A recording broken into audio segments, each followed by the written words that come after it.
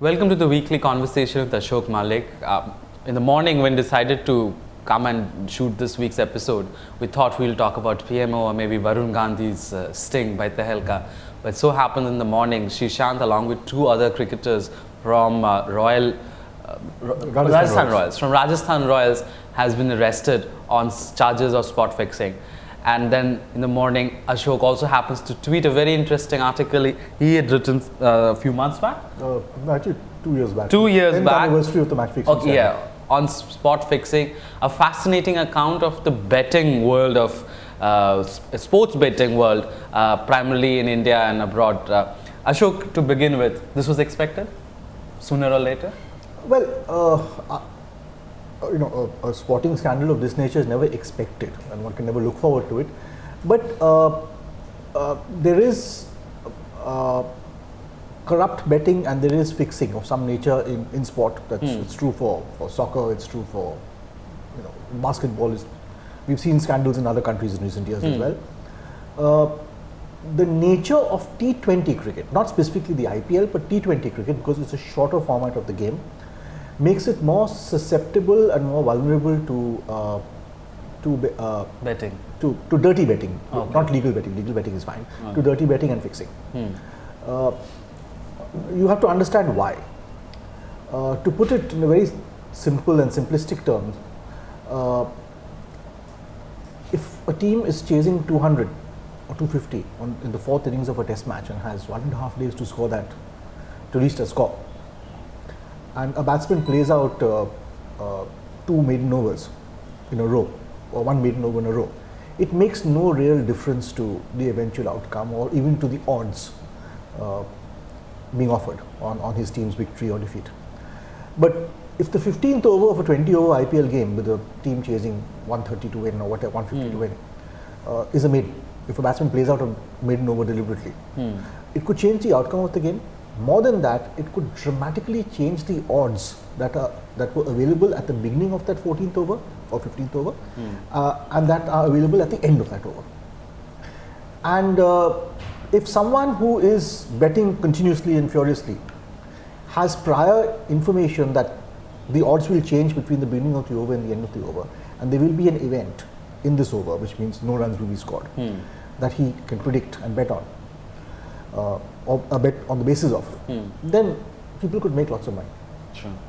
And it's just one over. The batsman could score 20 runs in the next over and become a hero, and may never be known. So this makes a furiously paced 20-over game much more vulnerable to sudden and small changes. And ever since we've had T20 cricket, people have been talking about how spot fixing, as opposed to an entire result fixing. Spot fixing, when you fix individual events within a larger game, but don't necessarily affect the outcome of the match. People have been talking about this. Even in the IPL, there have been rumors. I remember there was a big rumor in the first or second year of the IPL during a Calcutta-Bangalore game. One batsman, a non-Indian batsman, batting in the top three, it was either opening or number 3, very successful that season, suddenly got out very early, while chasing. And the odds changed dramatically because he was an in-form batsman. It was an inconsequential game because I think the semi-finalists had been decided by then. It was a return game, teams play each other twice in the league. But there were a lot of rumors at that point, and in the sort of betting ecosystem, we heard a lot about how that batsman had been paid off, but it was never proved, and it was only a rumor. But now we have harder evidence. Tell me, this is of course 2 years old figure. In your article, you write about how each of the IPL matches the betting seems to be worth around £12 million. See, these were figures given to me by somebody familiar with Betfair. Betfair is the world's largest betting website for sports. Even for non-sports, I think they take non-sporting bets as well, I think, but certainly for sports betting, they're the biggest. And they are innovators in the sense that they let the market decide the odds. So it's not three people sitting in a room who decide the odds. The odds change as more money is put in one direction or the other. So the market sets the odds. It's called the stock market of betting, really. Now, to bet on Betfair is very difficult because the credit card you and I have as resident Indians doesn't allow us to bet on or to use those cards on betting sites. At least it didn't some years ago. Because I remember during the match fixing scandal in 2000, that's when I started covering this whole business. I tried to use my credit card to go onto a betting site just to see how it works. And Indian credit cards were barred. The Reserve Bank doesn't allow you. I don't know if it does now, but it didn't then. So to bet on Betfair, you need a foreign account, or you need a cousin who lives in England and sends you his credit card, or you need to be an NRI, or you need to be an exporter who's got a foreign bank account. You and I can't do it. And the figures quoted at that point were what 12 million pounds per match for the IPL, which was way bigger than any other cricket tournament and way bigger than any other sporting event. And I would imagine a far larger quantum of money goes into what we call illegal betting, where you call up your neighborhood bookie. Now, of course, not anyone can call up a neighborhood bookie. If I call up a neighborhood bookie, he put the phone down and say he's an honest man who knows nothing about betting.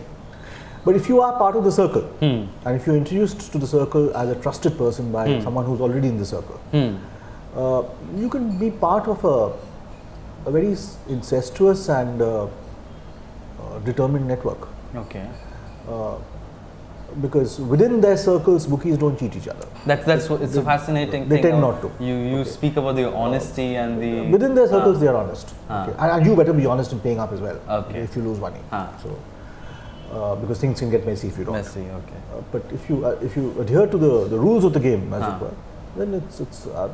I know a couple of friends who do bet, and I've seen them in their living room when they've taken these calls or made these calls. And it is fascinating. I must confess, I never bet myself. I have been tempted, but I've never bet. Okay, simply because I've been too scared of losing money. Okay, but it is fascinating.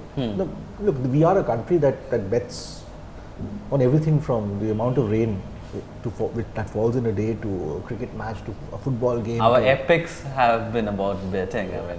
I mean, Diwali was lost. Well, our epics have been about betting. That's quite right. Or Diwali, the Diwali season. Diwali again. There's a lot of betting or gambling. So it stands to reason that they will be betting on cricket as well. Now, I'd like to distinguish between betting and fixing. I see nothing wrong in betting, and I would rather the government legalize sports betting because the government would earn revenue, would earn taxes, service tax, capital gains tax, income tax. One of the richest Indians is actually Anurag Dixit, who became rich using online gaming and online betting. Well, the casino king of Nepal, a man called Mr. Wadhwa, is of Indian origin. So I have a cousin who, it's a funny story, who left India in the 60s as an engineer, went to America to do a master's in engineering, but ended up doing a master's in mathematics, and taught at a university, and eventually became an employee of a Las Vegas gaming syndicate. And his job, because he was a mathematician, was to set the odds in a way in which the house never lost. And it was a fascinating but completely legitimate tax-paying job. So betting fascinates us, and I see nothing wrong with legalizing betting. But those who say that simply legalizing betting will remove all traces of fixing, I'm afraid they don't understand how betting works, because this is a rented house, a legitimately rented house. I can be running an illegal operation here without the landlord knowing, without the house owner knowing. So in the same way, I can be using Betfair or any online betting site, completely legitimate and honest betting site, to fix the odds, to bet at different levels or different points in the game with different odds, while bribing a cricketer. completely outside the Betfair domain or the online. The Betfair may not even know that I'm driving Srishant or whoever it is. Which is actually cheating even on betting. Yeah, exactly. So I know that Srishant will bowl 3 wides, and I know the odds will change. So I bet on the online site in accordance with that. But that's not the online site's fault. Yeah. That's between Srishant and me. Yeah. Or the cricketer and me. So in the end, betting can only end if A, the cricketer is honest enough or strong enough to resist temptation. B, to put it more cynically, if he's so well paid and earning so much from endorsements, from of course from cricket, and from endorsements, from his celebrity, from his appeal, to not want to risk it. But he is. I mean, people who are arrested, they are. To not want to risk so it. much, Now, the whole point is, we've had 2 fairly unknown cricketers arrested. But Srishant is an international cricketer who may well play for India again. And he's probably made more money already than you and I will make in 3 lifetimes. Yeah. To see him fall for it, or earlier to see someone like Azharuddin fall for it, and these people are solid multimillionaires, is tragic. But is there I mean, you spoke about the larger problem of the T20 game format, but is there also a problem with the IPL format, in the sense that it makes stars overnight, and it's almost a bit like a local boy who just passed out from +2 goes to a call center, suddenly lands up earning a lot of money, and he thinks he has like made it or stuff like that. But Kunal, how can you blame the IPL for that? That is one of the beauties of IPL as well, that you can make somebody unknown, a woodcutter's son from UP, which happened 2-3 years ago, when there was that fast bowler who bowled for Rajasthan.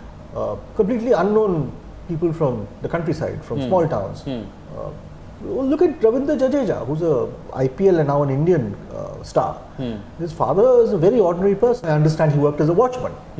He didn't have money didn't have resources which families like ours have. But the fact that Ravindra Jadeja, out of sheer perseverance and talent, has become so big, it's a wonderful story. It's a great appeal. But that's the positive side of it. But the huge money that you'll end up suddenly earning with the endorsements and the other things, doesn't that get heady? Look, that can happen anywhere. Now, anyone who's in the early 20s and gets their first credit card will tell you, and all of us have gone through that in the first 6 months you run into a debt trap. And after 6 months you start realizing that, look, let's go easy. And by your second year you're fine. After you repaid that huge debt you sort of invited upon yourself. So that can happen to anyone. People can blow up money. Young people blow up money on whatever, clothes or whatever, with their first earnings. So that can happen to cricket as well. You can be tempted. You can make bad investments. Especially in sport, and this goes for English football as much as Indian cricket, where you have people from non-middle class or non-upper middle class or non-educated or rooted backgrounds, from working class backgrounds coming in without the education or the sophistication to navigate what is sometimes a treacherous world. It can lead to bad decisions. I mean, there are English footballers who are stars for 2 years and then become alcoholics, having blown up all their money on whatever, fast cars, girls and booze. Sometimes they get into dubious scandals. In India, you have some similar stories now. In the case of Srishant, I don't know what it is. Maybe he just felt that his Indian career was over and he was not going to come back.